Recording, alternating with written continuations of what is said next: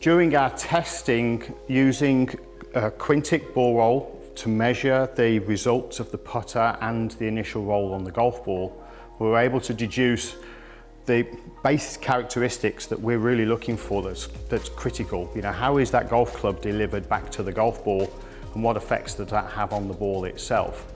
We tested using a robot which was designed in order to be able to balance out any shaft setup, head setup, lie angles, etc., any shaft leans, so we were able to calibrate that. What we did do is we set the robot up in order to be able to put a slight arc onto the stroke so that we're replicating the putting stroke as a human would do so as much as is possible with using a robot. So a lot of robot tests use sort of vertical sort of axis.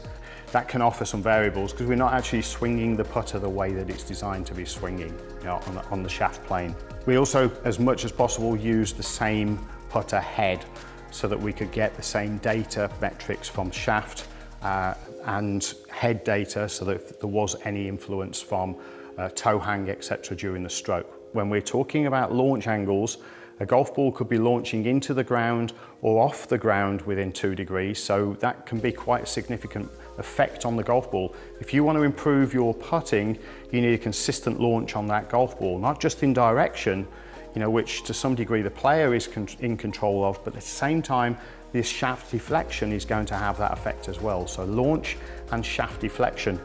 Shaft deflections amongst all of the clubs, and Carbon Mac did come out tops just, and we're talking about, you know, tenths and hundredths of degrees, so very small, minimal differences. They're going to be down to the player as much as the shaft, but we want the shaft to be consistent.